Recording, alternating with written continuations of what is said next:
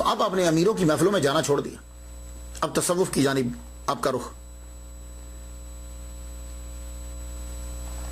قصیدہ بردہ شریف، قصیدہ بردہ شریف ایک زبردست نذرانہ سرکار کی بارگاہ، ایک عاشق۔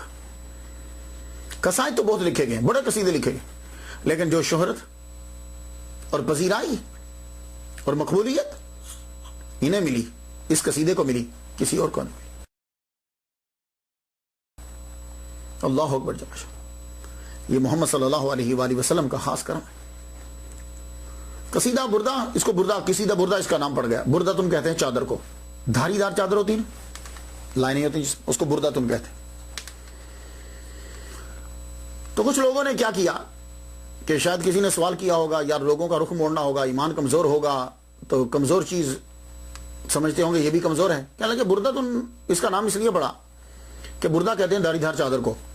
تو جس طرح چادر میں دھاریاں ہوتی ہیں نا مختلف رنگوں کی، اسی طرح اس قصیدے کے اندر بھی مختلف مضامین ہیں، تو اس کا نام قصیدہ بردہ رکھ دیا گیا۔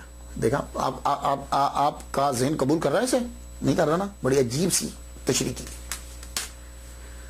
دیکھیے، مختلف مضامین کی آرائش کی بنا پر کلام کو بردتن کہا گیا ہو تو یہ مثال عام نہیں ہے، میں نے نہیں دیکھی کہ قصیدے کو کہہ دیا اس میں بڑے مضامین ہیں اس لیے یہ قصیدہ بردہ ہے۔ تو پھر تو سارے قصیدوں کو بولو نا، ہر قصیدے کے اندر ایک مضمون تو نہیں ہوتا، بہت ساری چیزیں ہوتی ہیں، تو پھر ہر قصیدے کو بردہ کہو، نہیں کہتے۔ لیکن قصیدہ سننے کے بعد نبی نے بردہ دیا ہو، یہ مثالیں ہیں۔ حضرت حسان رضی اللہ تعالیٰ عنہ، میرے نبی نے چادر خود بچھائی، چادر دی۔ حضرت کعب، انہوں نے جب قصیدہ پڑھا میرے نبی صلی اللہ علیہ وسلم نے چادر دی، تو حضور صلی اللہ علیہ وسلم کے سامنے آئے تو قصیدہ پڑھا، تو قصیدے میں جب اس شعر پر پہنچے، ان الرسول لسیف یستداع بہ، محمد مصطفیٰ صلی اللہ علیہ وآلہ وسلم برہنہ تلوار ہیں، اس کی چمک سے نور ہدایت عالم میں عام پھیل رہا ہے، محند من سیوف اللہ مسلول۔ تو حضور صلی اللہ علیہ وآلہ وسلم نے ان کو برد یمانی عطا فرمائی، وہ چادر ان کے خاندان میں رہی، اور جب یہ دنیا سے تشریف لے گئے تو ان کے خاندان نے حضرت میرے معاویہ کو دے دی۔ میرے معاویہ کے بعد بنو عباس کے پاس چلی گئی۔ بنو عباس کے بادشاہ جب تاج پوشی کے لیے بیٹھتے تھے تو وہ چادر کو شولڈر پہ ڈالتے تھے، کندھوں پہ ڈالتے تھے۔ چادر دی نا میرے نبی نے۔ اب ایک چیز ہوتی ہے کہ قصیدہ بردہ کا نام قصیدہ بردہ پڑا کہ اس لیے کہ حضور صلی اللہ علیہ وسلم نے چادر دی تھی، تو یہ کیسے ہو سکتا ہے کہ خواب میں آدمی لیٹا ہو اور خواب میں کوئی آ کے چادر پکڑا جائے؟ بات تو واقعی ٹھیک ہے، نئے لوگوں کے ذہن کو اپیل کرے گی اور وہ ہٹ جائیں گے، اور ایسا ہی ہوتا ہے۔ لیکن ایک بات بتا دوں، میرے پاس بہت ساری مثالیں ہیں کہ خواب میں آگے چیز دی گئی اور وہ چیز تھی، بہت سی مثالیں، روٹی کی، انگوروں کی۔ لیکن میں ایک مثال دیتا ہوں جس کو کوئی ڈینائی نہ کر سکے، اور وہ ہے شاہ ولی اللہ محدث دہلوی کی اپنی ہاتھ سے لکھی ہوئی انفاس العارفین کتاب کا نام۔ میرے پاس دوسری نہیں ہے، امریکہ میں اردو کی پڑھی ہوئی یہاں، میں نے اس میں دیکھا اس کے صفحہ 74 کے اوپر ہے یہ بات۔ شاہ ولی اللہ لکھتے ہیں اپنے ابا شاہ عبد الرحیم کے بارے میں، کہتے ہیں کہ میرے ابا بڑے بیمار ہو گئے، بہت سخت بیمار ہو گئے، اتنے سخت بیمار ہوئے کہ بس کچھ نہ پوچھیے۔ خواب کے اندر شیخ عبدالعزیز ظاہر ہوئے، کہنے لگے اپنے پاؤں ادھر کرو، حضور صلی اللہ علیہ وسلم تشریف لا رہے ہیں۔ تو کہتے ہیں کہ خواب کے اندر دیکھتے ہیں، میں نے ایک دم سے لوگوں کو کہا کہ میری چارپائی ادھر کر دو، میرے پاؤں اس کی طرف مت کرو، سرکار ادھر سے تشریف لا رہے ہیں۔ رخ موڑا گیا، سرکار تشریف لائے، میں نکاحت کی وجہ سے اٹھ نہ پایا، سرکار میری چارپائی پہ بیٹھے، مجھے پوچھا بیٹے تیرا کیا حال ہے؟ بس یہ جملہ پوچھنا تھا کہ اس کی حلاوت نے مجھ پر عجیب کیفیت پڑی، میں رونے لگ گیا۔ سرکار نے اب میرا سر اٹھا کر، یہ شاہ ولی اللہ اپنے ابا کے بارے میں لکھ رہے ہیں کہ شاہ عبد الرحیم کا سر اٹھا کر گودی میں رکھا، اور جب گودی میں رکھا تو یہ داڑھی مبارک ان کے سر کو ٹچ کر رہی تھی۔ تو شاہ عبد الرحیم جو شاہ ولی اللہ کے ابا ہیں وہ کہتے ہیں کہ میرے دل میں میرے خیال آیا کہ کاش کہ سرکار اپنے دو بوئے مبارک مجھے دے دیں۔ سرکار جو ہے وہ تعزیت کر کے تیمارداری کر کے چلے گئے واپس، سرکار تیمارداری کر کے چلے گئے واپس۔ تو میں دیکھتا ہوں، اٹھا جب میں خواب سے تو مجھے منہ مبارک نظر نہیں آیا، میں پھر رونے لگ گیا، روتے روتے مجھ پہ غنودگی طاری ہوئی۔ تو سرکار ایک دم ظاہر ہوئے، فرمانے لگے میں نے وہ دونوں منہ مبارک تیرے سرہانے کے نیچے رکھے ہیں۔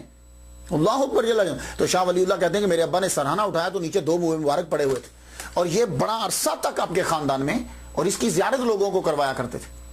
سنا آپ نے؟ اب اعتراض کیجئے۔ تو اگر چادر خواب میں نہیں آ سکتی تو پھر بال مبارک بھی نہیں آ سکتے، تو اگر بال مبارک آ سکتے ہیں خواب میں تو چادر آ سکتی ہے، کیا وجہ ہے کہ بال اٹھائے جاتے ہیں چادر نہیں اٹھائی جاتی؟ خدا کا خوف کیا کرو، سرکار کے مرتبے کو سمجھو۔ تو قصیدہ بردہ جو ہے وہ لکھا گیا، وجہ کیا بنی؟ وجہ کیا بنی؟ سرکار کی محبت کی جانب جو رخ مڑا ہے اس کی 3 وجہ. پہلا تو پیر نے رخ موڑ دیا. دوسرا یہ جو قصیدہ بردہ ہے نا اس کو قصیدہ میمیہ بھی کہتے ہیں. کیوں؟ اس لیے کہ ہر اس کا دوسرا مصرع جو ہے وہ میم پہ ختم ہوتا ہے. اس کے 161 شعر ہیں، اشعار ہیں. 161. کچھ لوگوں نے 60 بھی لکھا ہے، لیکن میں نے ابو الحسنات جو ہیں وزیر خان مسجد کے جو خطیب تھے ان کی کتاب جو پڑھی اس میں 161 نمبر وائز لکھے نا، تو 161 آخری ہے. یہ قصیدہ جو ہے یہ بحر بسیط پہ لکھا گیا ہے. بحر بسیط پہ. بحر بسیط معلوم ہے علم عروض میں کسے کہتے ہیں؟ مستفعل فاعل. مستفعل فاعل یہ بحر بسیط ہے. لیکن فاعل کبھی الف گر بھی جاتا ہے، بعض اوقات گر جاتا ہے. تو پہلی وجہ کیا بنی وہ تو میں نے آپ کو بتا دی. پیر صاحب انہوں نے عشق کی جوت جگائی. تو سٹیپ بائی سٹیپ چیز ہوتی ہے. دوسری وجہ کیا بنی کہ ایک دن علامہ بصیری رحمۃ اللہ علیہ بازار سے جا رہے، آگے سے ایک بزرگ آئے، بڑا نورانی چہرہ ان کا، یوں بازار میں روک لیا. پوچھتے ہیں بصیری تجھے کبھی حضور کی زیارت ہوئی ہے؟ سوال پوچھا، جواب نہیں لیا، نکل گئے. آپ یوں سوچنے لگے، دم سے مڑ کے دیکھا تو بابا غائب. علامہ بصیری فرماتے ہیں بڑا شوق پیدا ہوا. پھر تو وہ بابا کدھر گئے پوچھ کے نکل گئے. اتنا شوق پیدا ہوا میں ہر وقت حضور کے بارے میں سوچنے لگا. کبھی ان کا بچپن پڑھوں، کبھی ان کی جوانی پڑھوں، کبھی کوئی واقعہ پڑھوں، کبھی کوئی، بس سرکار کے بارے میں ہی سوچتا ہوں. پھر یہ چیزیں سوچ ہی رہا تھا کہ مجھ پہ فالج کا حملہ ہو گیا. یہ تیسرا سٹیپ پر، تیسری وجہ پر فالج کا سٹیپ حملہ ہوا. حملہ کیا ہو گیا؟ یہ جو رائٹ سائڈ ہے نا دائیں، یہ ساری کی ساری جو ہے فالج کی وجہ سے ختم ہو گئی، موو کرنا بند ہو گئی. میں چارپائی پہ پڑ گیا. ڈاکٹرز کو بلایا گیا، حکامہ کو آئے کہ دیکھا، انہوں نے کہا یہ بچ نہیں سکتا، لا علاج ہے، ہمارے پاس اس کا کوئی علاج نہیں. پوری باڈی کے اوپر حملہ ہو گیا، آدھی باڈی پہ. علامہ بصیری فرماتے جب ڈاکٹروں نے لا علاج قرار دے دیا تو میں نے کہا مرنے سے پہلے سرکار کے بارے میں سراپا لکھ جاؤں ان کا میں. تو کہتے ہیں کہ میں نے سراپا لکھنا شروع کر دیا. درد تو آ گئی تھا، لوگوں نے کہاں بچپن سے لے کے اب تک سکھ میں رہنے دیا تھا. درد تو تھا. اب وہ درد جب مل کے محبت کی بیک میں ہوا، پھر اب لکھے نہ لگے قصیدہ امین تذکر جینانی بزی سلام. اب لکھا جانے لگا امین تذکر. اب جب لکھا جا رہا ہے، جمعرات کو مکمل ہو گیا. جمعرات کو مکمل ہوا تو جمعرات کو صبح جمعہ تھی، رات کو سرکار کا دیدار ہو گیا. خام میں آ کے سرکار نے قصیدے کو سنا. کہا بصیری قصیدہ سناؤ جو تم نے ابھی لکھا ہے. حضور صلی اللہ علیہ وآلہ وسلم نے وہ سنا. سننے کے بعد ہاتھ پھیرا، اوپر چادر تھی. صبح اٹھے امام بصیری تو جسم صحیح، چادر اوپر. اللہ اکبر جل شانہ، چادر اوپر. امام بصیری اتنے خوش ہو، صبح جمعہ پڑھنے کے لیے نکلے. جا رہے ہیں کہ رستے میں وقت کے قطب شیخ ابو الرجا الصدیق رحمت اللہ علیہ، قطب الاقطاب، روکتے ہیں. کہنے لگے بصیری قصیدہ تو سنو. کہنے لگے کون سا قصیدہ؟ میں نے تو بڑے قصیدے پڑھے ہیں، بہت سے لکھے ہیں، کون سا؟ کہنے لگے وہ جس کا پہلا مصرع ہے امین تذکر جیران بزی سلامی. کیا تجھے زی سلم کے ہمسائے یاد آ گئے؟ مزجت دمعا جرا من مقلتم بدمی، کہ آنسو ملا ہوا خون تیری آنکھوں سے جاری ہے. یہ پہلا مصرع ہے، پہلی فصل، پہلا مصرع فی ذکر عشق رسول اللہ صلی اللہ علیہ وسلم، اس کا ٹائٹل ہے. امام بصیری حیران رہ گئے.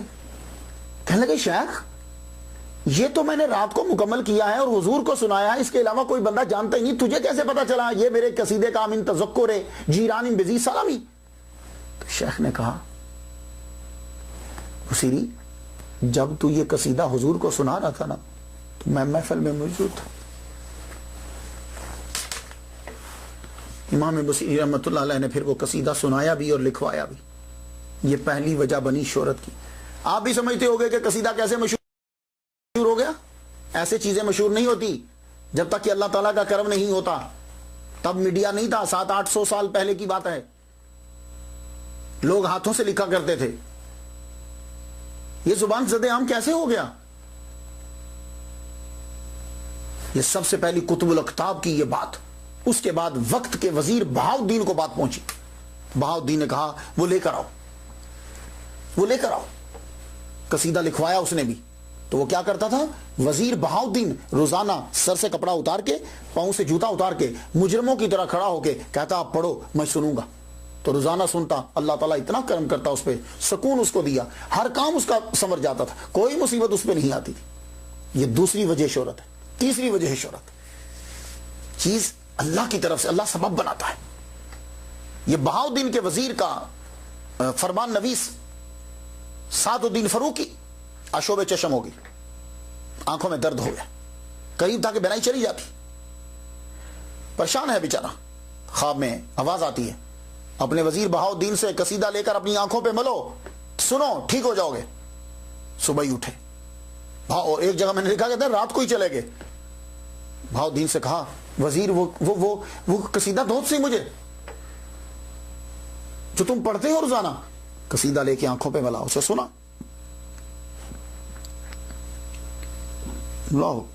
اللہ نے وہ آنکھیں ٹھیک. اب یہ قصیدہ مشہور ہونے لگا، مصر کی گلیوں میں مشہور ہو گیا، لوگ اب پڑھتے ہیں. اور کتنا مشہور ہوا کہ 90 شروحات اس کی لکھی گئی ہیں، 90 شرحیں لکھی گئی، 90. اور مفتی مدینہ علامہ خرپوتی رحمۃ اللہ علیہ نے بھی اس کی شرح لکھی. یہ بڑی مشہور ہوئی. یہ مدینہ شریف کے مفتی تھے. خرپوت جو ہے نا، یہ ترکی میں میرا خیال ہے کوئی علاقہ تھا، لیکن اب اس کا نام چینج ہو گیا. اور اس کے تراجم ہوئے، اردو میں ترجمہ ہوا، فارسی میں ترجمہ ہوا، پنجابی میں ترجمہ ہوا، ترکش میں، ترکی زبان میں ترجمہ ہوا، انگلش میں فیض اللہ بھائی نے، انڈیا کے ہیں، 1893 میں اس کا ترجمہ کیا. فرینچ زبان میں 1894 میں ترجمہ ہوا. جرمن زبان میں 1860 میں اس کا ترجمہ ہوا. سندھی میں اس کا ترجمہ ہوا. اس کے علاوہ بڑی زبانوں میں اس کا جو ہے وہ ترجمہ ہوا. اور یہ قصیدہ بردہ مدارس میں پڑھایا جاتا ہے. میں نئی